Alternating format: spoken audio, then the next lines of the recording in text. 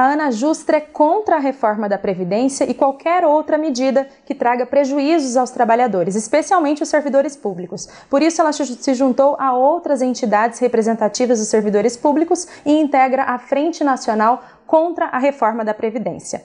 Hoje, o Ana Justra no Ar entrevista o deputado federal Alessandro Molon, da Rede Sustentabilidade. Ele vai falar sobre como avalia a reforma da Previdência, seus impactos e se ela vai ou não ser aprovada, especialmente neste momento de intervenção federal no estado do Rio de Janeiro, em que a Constituição não pode ser alterada. Deputado, obrigada por nos receber. Eu que agradeço, Leandra, cumprimento a você e a todos que nos acompanham aí pela internet. Deputado, o governo alega que as contas não fecham, por isso seria necessário a reforma da Previdência. O senhor acredita no déficit previdenciário? Quando a gente vê o governo falando de contas que não fecham, a gente fica espantado de ver o governo continuar perdoando dívidas, de o governo continuar dando isenções fiscais, de o governo gastar bilhões de reais para tentar convencer parlamentares e a sociedade através de propagandas enganosas e mentirosas. E isso tudo, e esse dinheiro público todo que está indo pelo ralo. Quer dizer, onde está a preocupação do governo com o fechamento das contas públicas, né? Com que essas contas fechem? Sobre déficit da Previdência, independente do critério que se escolha, eu sinceramente acho que quando um país vê a população aumentarem muito a expectativa de vida, eu acho que é razoável que sejam rediscutidas as regras de aposentadoria.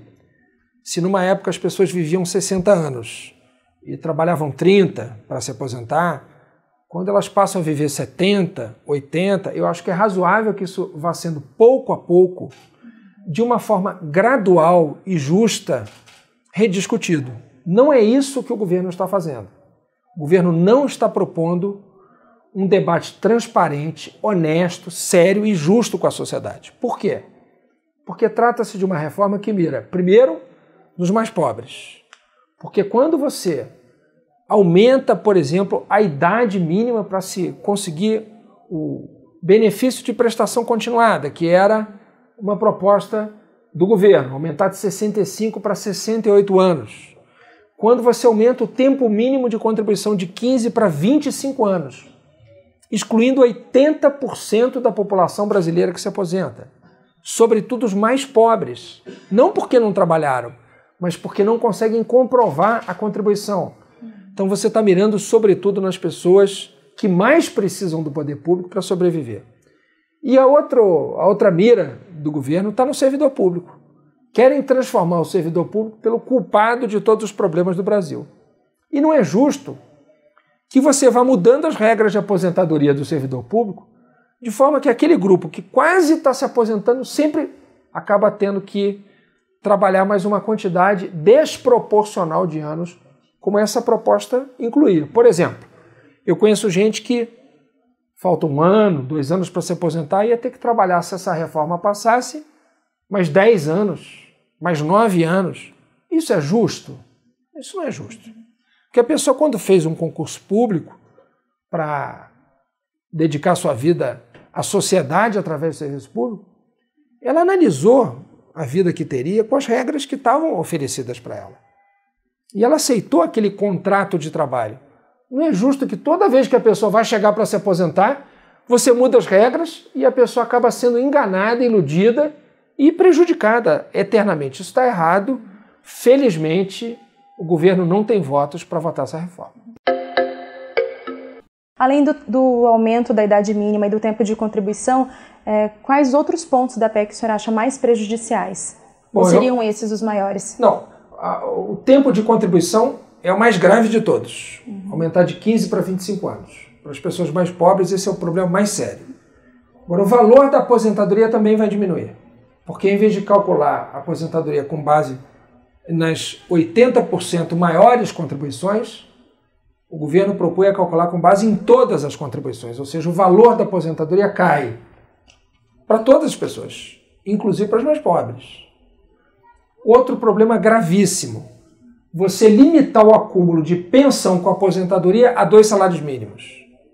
Então vamos imaginar uma família que viva com 2 aposentados que ganham R$4.000, R$6.000, somando as duas aposentadorias. Se um dos dois morre, o outro perde automaticamente a pensão, integralmente, se já ganhar 2 salários mínimos de aposentadoria ou pensão. Então imagina uma família que tem um orçamento familiar de R$6.000. Uma aposentadoria de 2.000 e outra de 4.000. Morre um dos beneficiários. De uma hora para outra, essa família vai ter que viver com R$2.000. O que você faz com o aluguel? Com um condomínio? Com um plano de saúde? Como é que você paga as contas? Não fecham as contas. Isso é justo? Não, isso é injusto. Aposentadoria integral por invalidez. Só se a causa da invalidez for acidente de trabalho. Isso é razoável? Não é. Aposentadoria por invalidez integral é uma proteção contra os infortúnios da vida.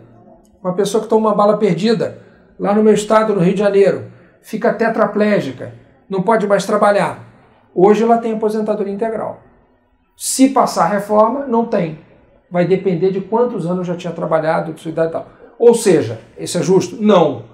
Por quê? Porque estão limitando a aposentadoria integral por invalidez a acidente de trabalho. Ou seja, você só ganha esse prêmio se sofrer a invalidez no trabalho. Isso está errado, conceitualmente está errado. Não é um presente para quem se acidentou no trabalho, é uma proteção contra as fatalidades da vida, que podem se dar no trabalho ou fora dele. A reforma tira isso também, ou seja, é uma reforma cruel. Não é uma adaptação de regras que acontece em qualquer sociedade. Na medida em que as pessoas vão vivendo mais aos poucos, quem vai vivendo mais vai trabalhando mais. Isso é compreensível, é lógico, faz sentido. Mas isso tem que ser feito com equilíbrio, com proporcionalidade, com justiça, e não de forma a agravar o maior problema que o Brasil já tem, que é a desigualdade social. Essa reforma aumentaria a desigualdade porque ela mira sobretudo nos de baixo. Em relação aos servidores públicos e como o governo está os atacando, o fim do regime previdenciário dos servidores solucionaria o déficit previdenciário? A situação dos servidores públicos já está equacionada com a reforma de 2013. Quem está entrando no serviço público a partir de 2013 já está encontrando regras, na prática o teto, igual ao do regime geral. Portanto, aqui o governo, no fundo, está preocupado não é em mudar uma regra para o serviço público, porque se isso não for mudado, jamais será resolvido. Isso já está resolvido. O problema do governo é como pagar o estoque de aposentadorias que tem por vir. Das pessoas que fizeram concurso público e que estão no meio da vida ou estão mais para o fim da vida. Como é que você vira para essa pessoa e diz, olha, você não está satisfeita, peça exoneração e vai se virar. Uma pessoa que falta 5 anos para se aposentar, 8 anos para se aposentar, que dedicou a vida inteira ao país através do seu trabalho. É justo fazer isso? Não é justo fazer isso. Então, de fato, o que o governo está tentando é se livrar do problema do estoque de aposentadorias por vir, cometendo injustiça com quem está perto da aposentadoria e não resolver um problema estrutural. Esse problema já foi resolvido com a reforma de 2013. Isso porque o senhor acha que os servidores têm sido tão atacados pelo governo, especialmente se tratando dessa reforma? Porque o governo precisa encontrar um bode expiatório e um culpado pela situação grave que o país enfrenta. Não é a primeira vez que escolhem o servidor público como culpado de tudo. Já disseram tantas vezes que o problema do Brasil é ter muitos servidores públicos. Compare o Brasil com outros países. Países que nós admiramos, países da Europa. Comparemos com os Estados Unidos da América. A proporção é muito maior de servidores públicos para a população em muitos países. Então, o problema aqui não é esse. O problema é assim, nós temos mudanças a fazer no Estado brasileiro? Certamente temos. O serviço público ele pode e deve se tornar mais eficiente. Mas não é você rasgar as regras que você combinou com o servidor quando ele fez o concurso público e acreditou na palavra do poder público e organizou a sua vida em função daquilo e você de uma hora para outra joga tudo pro alto. Isso não é correto. Agora, podemos melhorar o serviço público no Brasil? Podemos. Podemos torná-lo mais eficiente? Podemos torná-lo mais eficiente. A população deseja isso? Deseja. Agora o governo tem que investir em formação de recursos humanos também. Tem que dar condição ao servidor público de trabalhar melhor. Não é condição salarial, é condição de trabalho. Quantas autarquias, quantas repartições a gente sabe que às vezes a pessoa tem que fazer tudo, não consegue prestar um serviço eficiente. Então, tem muita coisa para melhorar no serviço público, mas eu não aceito que se transforme o servidor público no bode expiatório de todos os problemas no Brasil. Tem muitos servidores públicos seríssimos, dedicados ao país, com consciência da sua missão e que não merecem ser tratados como culpados pela crise do Brasil. Quem deve responder por isso é, sobretudo, o governo. Afinal de contas, o Brasil chegou a essa situação que está pelo governo que nós temos e pelos erros que foram cometidos pelos governos anteriores. E o senhor acha que pode ser melhorada essa PEC no sentido de ser amenizada os prejuízos que ela causa aos trabalhadores? Não, eu acredito que essa PEC é imprestável. Ela deve ser jogada no lixo e deve-se começar um debate sobre a reforma da Previdência nas eleições. Porque numa democracia, os representantes fazem o que o povo quer. Eu ouvi com muita perplexidade muita gente dizer que era importante um governo impopular porque só ele faria alguma coisa que a população não quer. Isso é o contrário de uma democracia. Uma democracia, ela pressupõe que os representantes façam aquilo que o povo escolheu nas urnas. Então, o correto seria, nessas eleições, os candidatos à presidência da República apresentarem a sua visão sobre a reforma da Previdência. E aquele candidato que foi eleito com aquela proposta, que procure implementá-la. Mas não alguém que nunca defendeu essa reforma tentar enfiá-la a goela abaixo do Brasil. Isso não é democrático. Então, o melhor é jogar esta proposta no lixo, fazer um debate nas eleições sobre qual modelo de reforma da Previdência nós queremos e precisamos, e aquela reforma que foi escolhida nas urnas, que o governo eleito tente implementá-la e o Congresso que debata e melhore, aprimore a proposta de reforma. É assim que funciona uma democracia. O resto é autoritarismo do qual nós não temos saudade. Agora, em relação ao cenário atual, com a intervenção no Estado do Rio de Janeiro, na segurança pública do Estado do Rio de Janeiro e com a não possibilidade de alterar a Constituição, como fica esse cenário? Como o senhor avalia isso? Como ficou a PEC? A PEC fica totalmente inviabilizada. Na verdade, o governo antecipou esse debate sobre intervenção para o Rio de Janeiro, porque ele poderia tê-lo feito daqui a 2 semanas, daqui a 4 semanas, se quisesse. Mas o governo antecipou para mudar o assunto, para não permitir que os noticiários fossem da derrota fragorosa do governo, que usou bilhões de reais para tentar comprar voto aqui no Congresso e não conseguiu. O governo fracassou. Ou melhor, a sociedade brasileira se uniu e venceu, e impediu que o governo fizesse aquilo que a sociedade não queria. Isso se deve à mobilização de todos nós. O governo, diante dessa derrota, para tentar escondê-la, antecipou a intervenção federal. Porque sabia que teria essa desculpa para não fazer a reforma, para a qual não tem votos, né? De forma que, no fundo, o governo sabe que não vai votar a reforma. Hoje, eu li na internet a declaração do ministro da Fazenda dizendo que a reforma está suspensa, não está encerrada. É mentira. Ele sabe perfeitamente que não haverá reforma da Previdência nesse ano. Mas eles tentam continuar enganando o mercado, para quem eles parecem trabalhar, e não para o povo brasileiro. Então ficam dizendo, não, nós vamos tentar, nós vamos tentar. Não é verdade, não há como fazer isso. Eles sabem disso e estão enganando a população e o mercado. Tem se falado que os ministros da Economia estudam implementar mudanças que não dependam de emendas constitucionais, como os projetos de leis e medidas provisórias. Não seria uma forma deles conseguirem manobrar isso e aprovarem algumas coisas? Eles podem tentar, mas eu sinceramente acho que o governo terá grande dificuldade de fazer isso. Certamente com um quórum menor, porque projeto de lei não precisa de 308 votos, precisa de 257 se todos estiverem na casa votando, né? Mas precisa de maioria absoluta, de maioria simples, né? Portanto, é mais fácil aprovar. Mas mesmo assim, eu acho que o governo não vai conseguir levar isso adiante não, porque mesmo os parlamentares que defendem essa proposta e são da base do governo, temem a resposta do povo nas urnas. De forma que eu acho que a tendência é não haver mudança nesse ano. O ministro da Casa Civil disse à Agência Brasil, o Padilha, que essa reforma deve ser aprovada em outubro, após as eleições. A senhora acredita que tem essa possibilidade, que eles possam colocar isso após a eleição, para que não comprometa a reputação de nenhum parlamentar? Não quando acredito. Todo mundo já tivesse sido eleito? Não acredito, sinceramente não acredito. A troco de que os parlamentares fariam isso? Para causar um ódio nas pessoas, dizendo para elas que as enganaram? Que esperaram passar a eleição para fazer uma covardia contra a população brasileira? Sinceramente, mesmo aqueles que sejam reeleitos ou os que não sejam, acho que vão ter restrições a esse tipo de comportamento. Sinceramente, eu não acho que ocorra. Claro que nós temos que ficar atentos, mobilizados, pressionar, né, nas redes, nas ruas, mas sinceramente eu não acredito.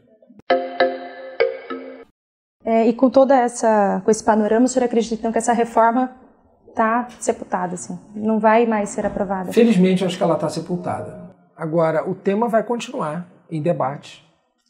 E é bom que ele continue. É bom que os candidatos à presidência da República sejam obrigados a se posicionar em relação a isso. Para que cada um diga o que pensa de fato. E diga com honestidade. Para que depois das eleições o governo não tente fazer o contrário do que prometeu. Como é o caso desse. Porque o atual presidente da República, ele foi eleito numa chapa que dizia que não retiraria nenhum direito dos brasileiros. Ele foi eleito com esse discurso. Mesmo que ele não tenha tido votos, porque não teve. Quando se escolhe uma chapa, as pessoas olham para a cabeça da chapa, ninguém olha para o vice. Mas ele foi eleito nessa chapa. E o discurso que o levou a ser eleito era o discurso que dizia nenhum direito a menos.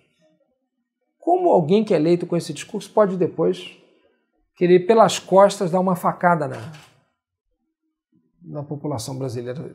É muito feio isso. Então eu prefiro que os candidatos digam o que pensam, e a reforma proposta escolhida, que ela seja debatida no próximo Congresso, mas não do jeito que está sendo feito. E no cenário do Congresso, quais outros projetos e reformas o senhor acha que são de extrema importância e que as pessoas talvez não estejam dando tanta importância nesse momento? Acho que tem uma reforma muito importante, que é a reforma tributária. Né? Por exemplo, se nós temos problema de contas, eu acho que em alguns aspectos a gente deve ter uma racionalização dos tributos e uma melhor distribuição pela população. Né? Em geral, no Brasil, quem paga imposto é a classe média, são os mais pobres que pagam impostos indiretos e assalariados que têm contra-cheque. Agora, os muito ricos no Brasil pagam muito pouco imposto. É só comparar com outros países. Né? Quem ganha muito dinheiro, mas muito bem, eu estou falando de gente muito rica mesmo, não estou falando de classe média alta, estou falando de gente rica, paga pouco imposto no Brasil. E isso tem que mudar, porque não dá para construir um país em que quem ganha menos paga mais e quem ganha mais paga menos. Não é razoável isso, não é justo, não se constrói um país assim, nenhum país do mundo desenvolvido faz isso. Né? São países que são tão admirados por essas pessoas que muitas vezes viajam para fora, elogiam esses países. Por que não aprender com eles coisas boas que eles fizeram, né? O senhor gostaria de fazer alguma outra consideração, falar alguma outra coisa para os nossos associados que nos assistem? Não, eu acho que é muito importante a atenção para isso, né, para esse tema, e ao mesmo tempo continuar a mobilização em torno dessa proposta, né? Ficarmos atentos para evitar que ela seja votada e aprovada. Eu acho que isso não ocorrerá esse ano, mas toda atenção é pouca, né? Não é um governo no qual se possa confiar, né? Um governo que a cada hora diz uma coisa, que tira uma intervenção da cartola para esconder uma derrota política sua. Portanto, precisamos ficar atentos, mobilizados e debater esse tema na reforma eleitoral, na campanha eleitoral, para que qualquer reforma que ali seja proposta seja analisada, pensada, discernida, com atenção pelo povo brasileiro, e a que foi eleita que seja discutida no Congresso. Né? Então, toda atenção para esse tema, eu acho que é importante, compete a cada um de nós fazer isso. Né? Tá certo. Obrigada, deputado. Eu que agradeço, Ana. Muito obrigado. Hoje o Ana Justra no Ar conversou com o deputado federal Alessandro Molon, da Rede Sustentabilidade, que falou sobre a reforma da Previdência. A Ana Justra é contra a reforma. Se você também você pode se integrar à Frente Nacional contra a Reforma da Previdência. Para saber mais, acesse nosso site e redes sociais.